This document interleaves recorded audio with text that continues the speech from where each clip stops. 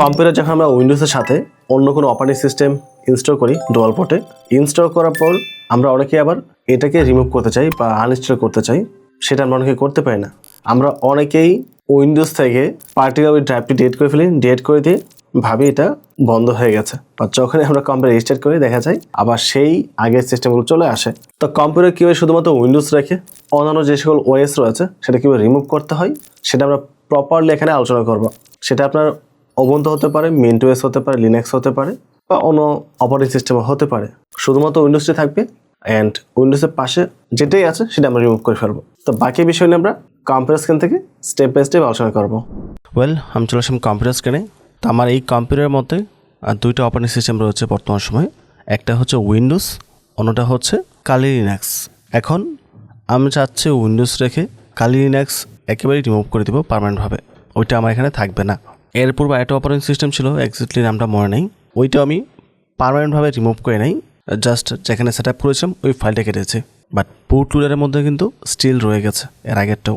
তো এখন নর্মালি যদি আপনি চান আপনার কম্পিউটার থেকে উইন্ডোজ ব্যতীত অন্য যেটাই আছে, সে অ্যান্ড্রয়েড হতে পারে, কালি হতে পারে, মিন্টওএস হতে পারে, বা যে কোনো অপারেটিং সিস্টেম হতে পারে, ওইটা পার্মানেন্টভাবে রিমুভ করবেন। তার দুটা স্টেপ থাকে। প্রথম স্টেপে আপনাকে মেইন যে অপারেটিং সিস্টেম আছে এটা ডিলিট করতে হবে। তার জন্য আপনাকে আসতে হবে স্টার্টআপের মধ্যে, এখানে এসে জাস্ট কম্পিউটার ম্যানেজমেন্ট লিখে সার্চ করবেন। চলে আসবেন ডিস্ক ম্যানেজমেন্টের মধ্যে। যেহেতু আপনার কম্পিউটার আপনি নিজে ডুয়াল বুটে সেট আপ করেছেন, সো আপনি জানেন কোন ড্রাইভের মধ্যে আপনি সেট আপ করেছেন, রাইট? যেমন আমি ডিস্ক 1-এর মধ্যে মূলত আমার সমস্ত অপারেটিং সিস্টেম রাখি। এখানে সিরাপ যেটা আছে বর্তমানে এটা হচ্ছে আমার উইন্ডোজ, এবং উইন্ডোজ মধ্যে দেখতে পাচ্ছেন হেলদি, তার পাশে boot, page file, crash term, basic data, partition, এই টাইপের অনেক কিছু লেখা আছে। তো এখান থেকে আমরা বুঝতে পারি এটা হচ্ছে আমাদের মূলত উইন্ডোজ।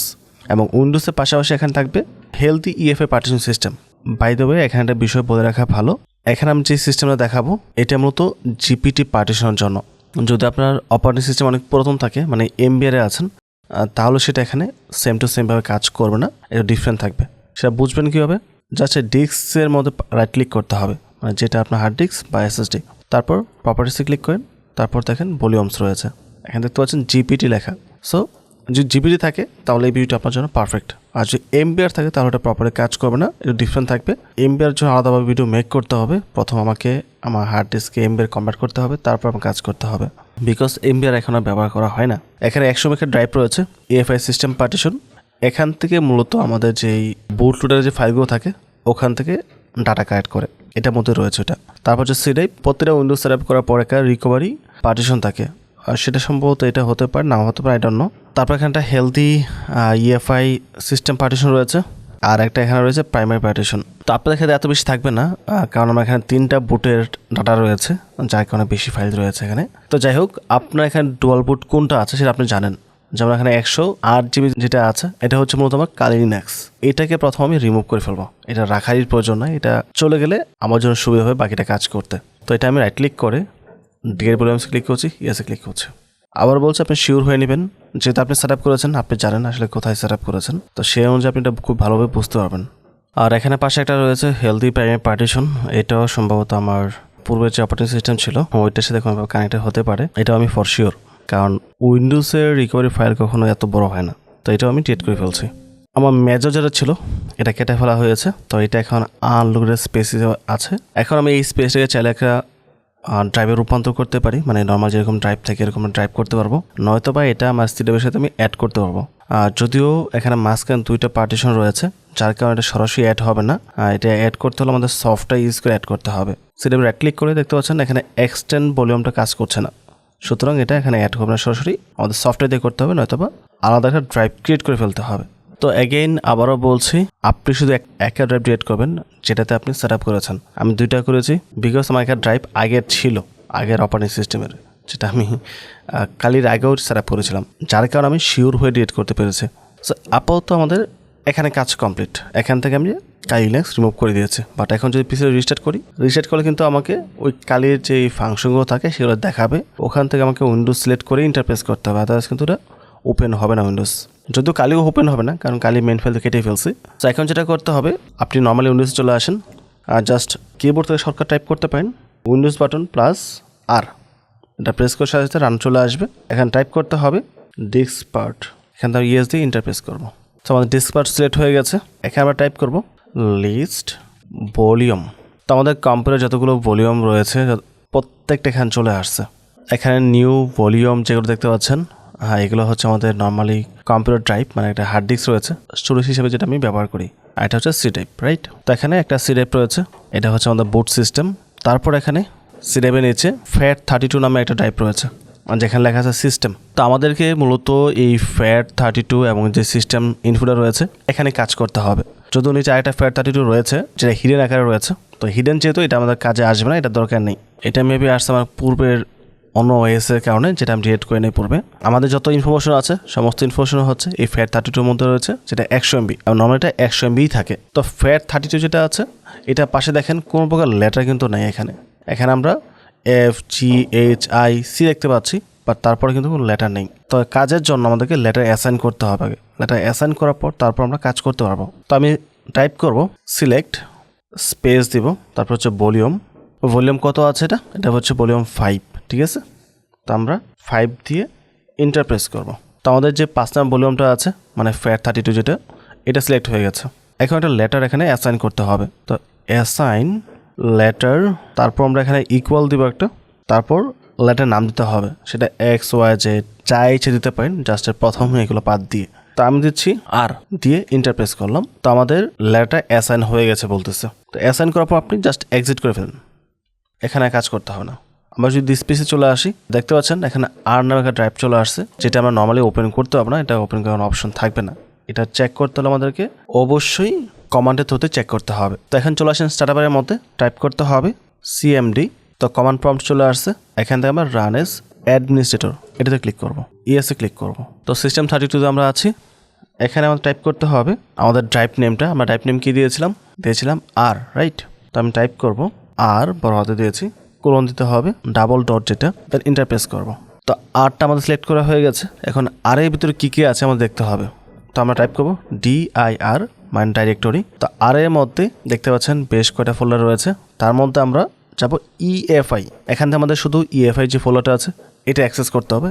এটার ভিতরে মূলত আমাদের সিস্টেমগুলো রয়েছে, মানে বুট লোডারের মধ্যে যেই সিস্টেমগুলো দেখাচ্ছে আমাদেরকে, কালি হোক বা অ্যান্ড্রয়েড হোক বা মিন্টওএস হোক বা যেটাই আছে অপারেটিং সিস্টেম, ওইটাই থাকবে। তো আমরা এই ফোল্ডারটা সিলেক্ট করব। তার জন্য আমাদের টাইপ করতে হবে CD, অবশ্যই বড় হাতের হতে হবে, স্পেস দিব, তারপর EFI দিয়ে ইন্টারপ্রেস করব। দেখতে পাচ্ছেন EFI ফোল্ডারটি আমাদের সিলেক্ট হয়ে গেছে। এখন আমাদের টাইপ করতে হবে DIR ডাইরেক্টরি, মানে এই ফোল্ডারের মধ্যে কী কী আছে সেটা আমরা দেখব। তো এখানে আমরা কী কী দেখতে পাচ্ছি, এখানে রয়েছে মাইক্রোসফট বুট এবং উবুন্টু। তো আমাদের কী করতে হবে, উবুন্টুটা রিমুভ করতে হবে। আচ্ছা, আমার এখানে সেট আপ করা হচ্ছে কালি লিনাক্স, বাট এখানে শো করছে উবুন্টু। এটা সম্ভবত আগে যেটা ছিল, কালির আগে উবুন্টু ছিল, ওই উবুন্টুটা রয়ে গেছে, ওইটা আমরা ডিলিট করছি। আচ্ছা, আমরা একটা রিমুভ করি, তারপর একটা দেখবো আমরা। বাট আপনাদের ক্ষেত্রে এরকম নাও হতে পারে, কারণ আমি যেহেতু মাল্টিপল ওয়ে সেট আপ করেছি, যেটা প্রপারলি রিমুভ করা হয়নি, তার কারণে এরকম হচ্ছে। বাট আপনার ক্ষেত্রে FAT32 একটাই থাকবে, এবং এই EFI এর মধ্যে যেটা আপনার ইনস্টল করা আছে ওইটাই থাকবে। তারপর আমি উবুন্টুটা রিমুভ করি, তারপর আমরা কালি দেখব। তো এখানে টাইপ করতে হবে আমাদেরকে RMDIR রিমুভ ডাইরেক্টরি, তারপর হচ্ছে স্পেস, এখানে স্ল্যাশ দিতে হবে, /, তারপর হবে S, তারপর হচ্ছে নাম হবে, এখানে উবুন্টু লেখা আছে, তাই আমি উবুন্টু টাইপ করছি। উবুন্টু দিয়ে আমি ইন্টারপ্রেস করব। জিজ্ঞেস করতে উবুন্টু আমি ডিলিট করতে চাই কিনা, তো আমি ইয়েস দিয়েছি, ওয়াই দিয়ে আমি ইন্টারপ্রেস করব। তো এখান থেকে আমার উবুন্টুটা রিমুভ হয়ে গেছে। তো আমরা যে আবারও DIR টাইপ করি, তো দেখতে পাচ্ছেন এখানে উবুন্টু কিন্তু নেই, উবুন্টুটা এখান থেকে রিমুভ হয়ে গেছে। তো আমি কেটে দিচ্ছি। তো আমরা উবুন্টু রিমুভ করে দিয়েছি, রাইট? এখন আমরা দেখতে পাচ্ছি এখানে ডিস্ক পার্ট আর রয়েছে, ইটস ওকে, সমস্যা নেই। আমরা কম্পিউটার যাই, আবার কম্পিউটার ম্যানেজমেন্টে, ডিস্ক ম্যানেজমেন্ট। তো এখানে আমরা দেখতে পাচ্ছি আগের ড্রাইভ হচ্ছে EFI সিস্টেমের মধ্যে রয়েছে, সেটা হচ্ছে 977 MB। তো এখান থেকে আমরা উবুন্টু রিমুভ করেছি, বাট কালিরা সম্ভবত এখানে থাকতে পারে, maybe, I am not sure. Normally সব কিছু এখানেই থাকে, বাট যেহেতু আমার ডাবল ছিল, যার কারণে হয়তো একটু মিসম্যাচ হয়েছে কিছু একটা। তো আমি ট্রাই করে দেখি এখন আবার পুনরায়। সেটা কীভাবে করবো, উইন্ডোজ আর ডিস্ক পার্ট, ইয়েসে ক্লিক করব। এখানে লিস্ট ভলিউম, এখানে একটা FAT32 রয়েছে, ভলিউম 7, রাইট? তো আমরা সিলেক্ট করব সিলেক্ট ভলিউম 7, ইন্টারপ্রেস করব। Assign letter P, then enter press করবো। তো আমাদের লেটার অ্যাসাইন হয়ে গেছে। তো দেখতে পাচ্ছেন আমাদের পি টাইপ এখানে চলে আসছে। তো এখন আমরা যেটা করবো, পুনরায় সার্ভারে যাব, সিএমডি টাইপ করছি, রান এস অ্যাডমিনিস্ট্রেটর, এখানে যাব, ইএসএ ক্লিক করব, এখানে টাইপ করব আমরা পুনরায় সেমভাবে পি টাইপ করব, কোলন দিব, দেন এন্টার প্রেস করবো। পিটা আমাদের সিলেক্ট হয়ে গেছে। পি থেকে আমরা যাব ডিআইআরে, আমাদের ডাইরেক্টরি চলে আসছে। আমরা কিছুক্ষণ আগে যেভাবে করেছি একদম সেমভাবে এখানে করতেছি, ডিফারেন্ট কিছু নাই। স্পেস EFI এন্টার প্রেস করবো, EFI সিলেক্ট হয়ে গেছে, DIR, okay. As you can see এখানে কালিটা রয়েছে, ঠিক আছে। তো কালিটাকে আমাদেরকে এখান থেকে রিমুভ করতে হবে। RMDIR স্পেস /S বড় হাতের হবে, তারপর হচ্ছে স্পেস দিয়ে আমরা KALI কালি, আর ইউ শিওর আমরা ওয়াই দিব, দেন এন্টার প্রেস করবো। ইয়া, এটা ডিলিট হয়ে গেছে।